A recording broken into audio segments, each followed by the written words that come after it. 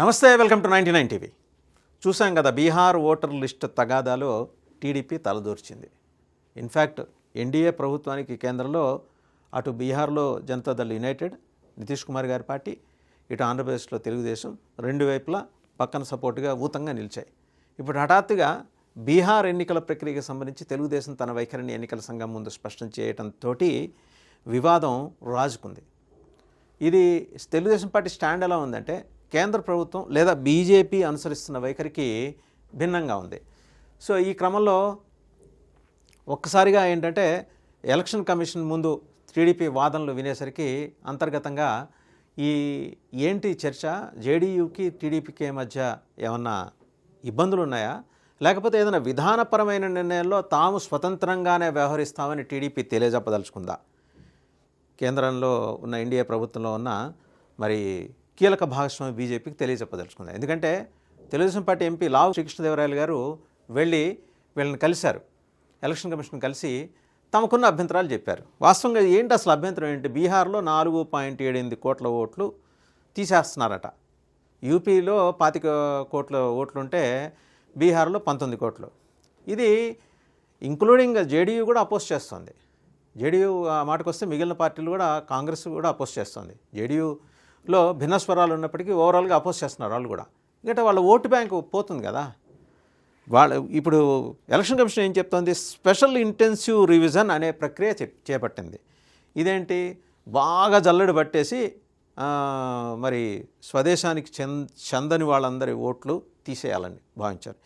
ఇది none other than another form of national register for citizens, ఎన్ఆర్సీకి ఇది ఇంకో రూపమే అని చెప్పేసి ప్రతిపక్షాలు ఆరోపిస్తున్నాయి. ఇది సంకట స్థితి. ఈ సంకట స్థితిలో వాస్తవంగా ఏంటంటే, ఒక వేరే రాష్ట్రంలో రూలింగ్ ఎన్డీఏ కూటమిలో కీలక భాగస్వామ్యంగా ఉన్న తెలుగుదేశం దీంట్లో తరదొచ్చడం అనేది వాళ్ళ జేడీయూకి తలనొప్పే, బీజేపీకి తలనొప్పే. ఏం అభ్యంతరాలు వీళ్ళు వ్యక్తం చేశారు ఒకసారి చూడాలి. అదే ఈ వివాదానికి కొత్త కోణాన్ని జోడించింది టీడీపీ. వాస్తవంగా మోడీ 3.0లో టీడీపీ ఏమనుకుంటుంది, మేము ఇండిపెండెంట్గా మా అభిప్రాయాలు మేము వ్యక్తం చేస్తాం, నాట్ దట్ మేము మీకు సపోర్ట్ చేస్తున్నాం కాబట్టి మీరు తీసుకునే ప్రతి నిర్ణయానికి మా ఆమోదం ఉన్నట్టని కాదు అని స్వతంత్రంగా వ్యవహరించదలుచుకుందేమో. ఇంకేం క్లారిటీ ఇవ్వాల. వాళ్ళ ఎంపీ వెళ్ళి ఒక రిప్రజెంటేషన్గా వెళ్ళి ఎలక్షన్ కమిషన్ కలవటంతో ఈ వివాదం తెర మీదకి వచ్చింది. సరే, అసలు ఇంతకీ ఏంటి, మనకు ఒక్కసారి గుర్తు తెచ్చుకుంటే, ప్రత్యేక హోదా ఇవ్వలేదనే కారణంగా 2018లో తెలుగుదేశం ఎన్డీఏ కూటమి నుంచి బయటకు వచ్చింది. 2024 ఎన్నికల ముందు తిరిగి కూటమిలో చేరింది. 24 లోక్సభ ఎన్నికల ఫలితాలు తోటి వీళ్ళ బాండేజ్ చాలా బలపడింది. ఎందుకంటే ఒక అనివార్యత, ఎన్డీఏ ప్రభుత్వం సుస్థిరంగా నిలవాలంటే ఇటు చంద్రబాబు నాయుడు గారి తెలుగుదేశం పార్టీ, అటు నితీష్ కుమార్ గారి జేడీయూ ఇద్దరు సపోర్ట్ చేయాల్సిన పరిస్థితి, విచిత్ర పరిస్థితి ఏర్పడిన కారణంగా సరే బాండేజీ చాలా బలంగా పెరిగిన తర్వాత, అంటే ఇది మేము తెలిసిందే, బీజేపీకి సొంతంగా మెజారిటీ లేదు కాబట్టి వీళ్ళు సపోర్ట్ చేయాల్సిన ఒక అనివార్య పరిస్థితి. బీహార్ ఓటర్ల జాబితా సవరణ, అదే ఎస్ఐఆర్, ఇందాక స్పెషల్ ఇన్సెంటివ్ రివిజన్ అనే పేరు పెట్టారు. ఇది నథింగ్ బట్ ఎన్సీఆర్ అనే దానికి, ఆ ప్రక్రియకి రూపం మార్చి ఇచ్చారు అని చెప్పేసి. దీని మీద ఈ వివాదంలో తెలుగుదేశం జోక్యం చేసుకోవటం అనేది బీజేపీకి అర్థం కావట్లా. ఎందుకు జోక్యం చేసుకుందని. బీజేపీ ఓట్ల ఈ విధానాన్ని, జాబితా సవరణ విధానాన్ని సమర్థిస్తోంది. కాకపోతే దానికి కాంట్రాస్ట్ ఎక్స్ప్రెషన్, అబ్జర్వేషన్ టీడీపీ ఇస్తుంది.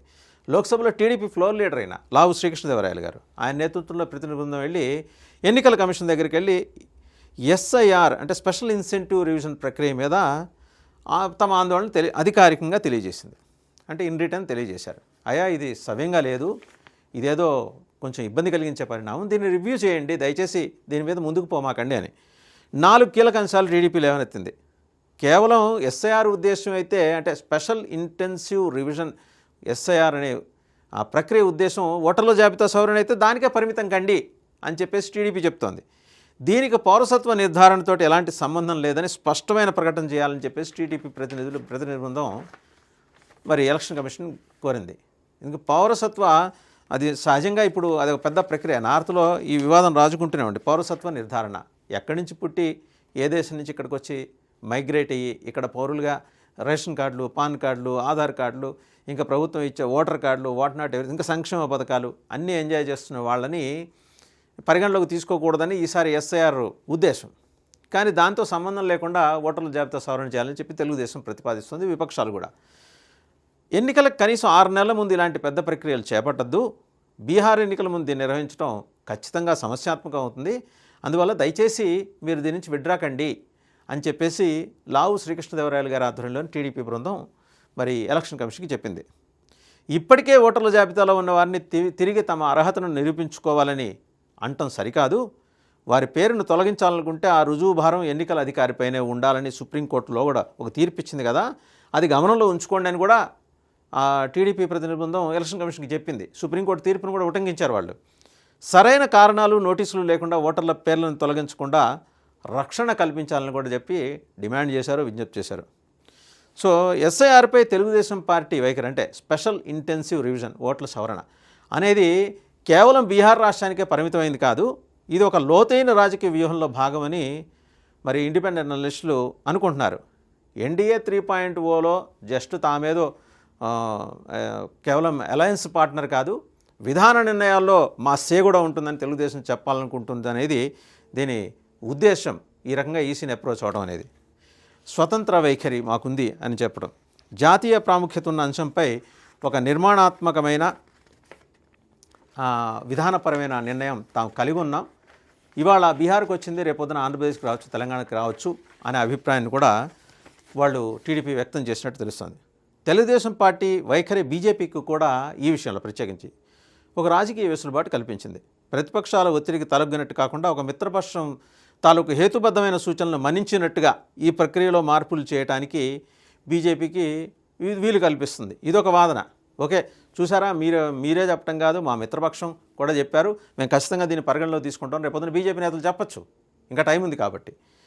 బీజేపీ బహిరంగంగా ఓటర్ల జాబితా సవరణను సమర్థించినప్పటికీ క్షేత్రస్థాయిలో ప్రజల నుంచి అలాగే చివరికి సొంత మద్దతుదారుల నుంచి కూడా వ్యతిరేకత వస్తుందని అంతర్గతంగా సర్వేలు కొన్ని సూచించాయి. సో బీజేపీ డిఫెన్స్లో పడింది ఇవాళ. అందుకని అలాంటప్పుడు ఏంటంటే మిత్రపక్షం చేత కూడా ఇలాగ చెప్పించవచ్చు అనే ఒక వాదనని ఢిల్లీ పొలిటికల్ ప్లాట్ఫామ్స్ తెర మీదకి తీసుకొస్తున్నాయి. క్వైట్ పాసిబుల్ బీజేపీ ఏదైనా చేయగలరు. ఈ నేపథ్యంలో టీడీపీ జోక్యం మరింత ప్రాధాన్యం సంతరించుకుందని. తెలుగులో సామెత ఉంది, తమ్ముడే ప్యాకెట్ అని. వ్యవహారాలకి అనుబంధాలు అడ్డుపడకూడదన్న ఒక నిర్మోహమాటతత్వాన్ని సూచించడానికి ఈ సామెత చెబుతూ ఉంటారు, మనకి తెలిసిందే.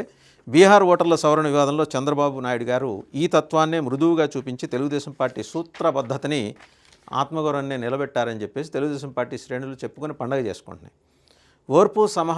ఓర్పు, సహనం, సంయమనం, పేషెన్స్ అండ్ బ్యాలెన్సింగ్ అప్రోచ్, అలాగే లెగాలిటీ, ఈ 3 అంశాల్లో తెలుగుదేశం మొదటి నుంచి ఒక వైఖరితోటి నడుస్తుంది. సంకీర్ణ రాజకీయాలలో ఇవి అవసరం అని చెబుతోంది. అందులో భాగంగానే సూత్రబద్ధత, చురుకుతనం అండ్ సమయజ్ఞత, ఈ కొత్త పదం తెలుగుదేశం తెర మీదకి తీసుకొచ్చింది.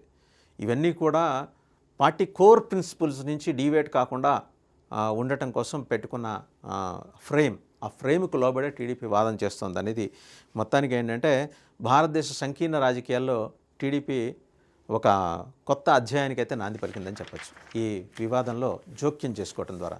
చూద్దాం, అంటే డెమోక్రటిక్ ప్రాసెస్లో ప్రతి పార్టీకి తన సొంత అభిప్రాయాలు చెప్పుకునే అవకాశం ఉంది. But that in the larger interest the voters TDP మాట చెప్పింది కాబట్టి టీడీపీ మైలేజ్ పెరిగింది జాతీయ స్థాయిలో, అందులో ఎటువంటి సందేహం లేదు.